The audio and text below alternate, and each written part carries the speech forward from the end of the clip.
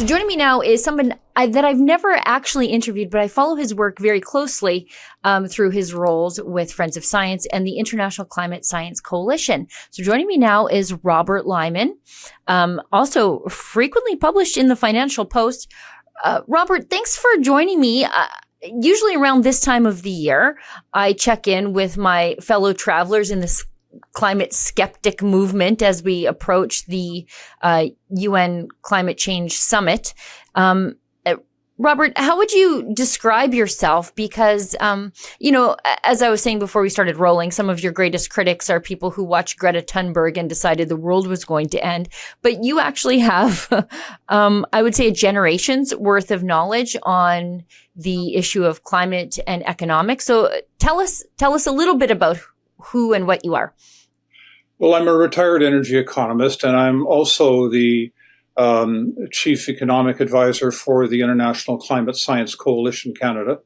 Over a 27-year career in the federal government, I provided a great deal of analysis and policy advice to ministers regarding climate issues and other energy and environmental issues. I'm someone who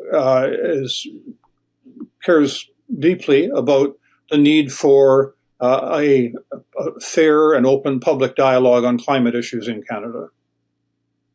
And that really is the problem in all of this, is that there's just this approved homogeneity of opinions on issues around climate change, climate science. Do taxes change the weather?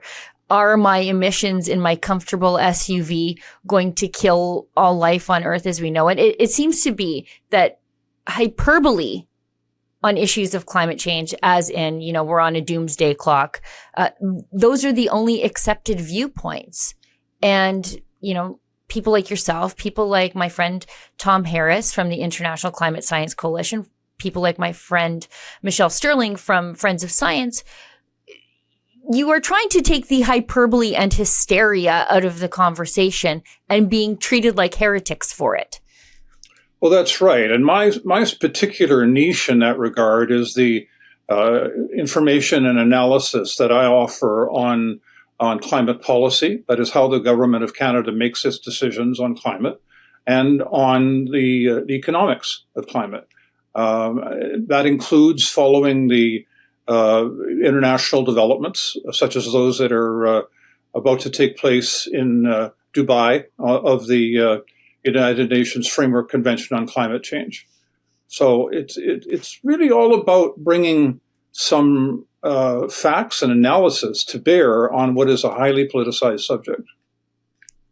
And I'm so glad that you do, because, there's just so much hysteria and feelings, but the energy companies, the natural gas company, they don't take hysteria in the form of payment these days. Now, you just wrote an article. It was published this morning in the Financial Post, breaking down the big numbers of what's called COP28. That's government and global summit parlance for the annual meeting of the UN, wherein they talk about their plans to control your life through climate policy. Tell us a little bit about what we can find in your article. I don't want to give too much away, but you really try to put into context the scope of the dollars and cents of some of the bad ideas that come out of the United Nations.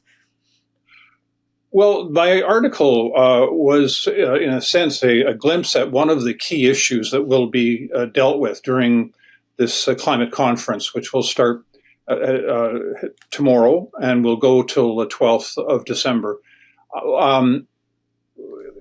In trying to portray to people what's actually going on there, I frequently find that people get confused by large numbers. They don't know what's the difference between a million, a billion, and a trillion. And yet understanding those differences are particularly important to understand what this conference will talk about in terms of the funding that is being asked by the developing countries of the developed countries like Canada to pay for their climate measures in the period from 2025 to 2030. In short summary, the developing countries are asking for $2 trillion per year from the OECD countries. And if you break that down in terms of the percentages that would probably be asked for Canada, that's about $78 billion a year that Canada would be required to pay. And that works out to just under $5,000 per Canadian household that would be asked of us. Now, I thought getting the big numbers down to a single number like that a Canadian can grasp was important. Oh, hey, what you just saw there is a clip from my weekly full-length show, The Gunn Show. It airs on Wednesday, but this is the internet. You can watch it whenever you feel like. You just have to become a subscriber to our paywalled premium content. Just go to rebelnewsplus.com to become a member today.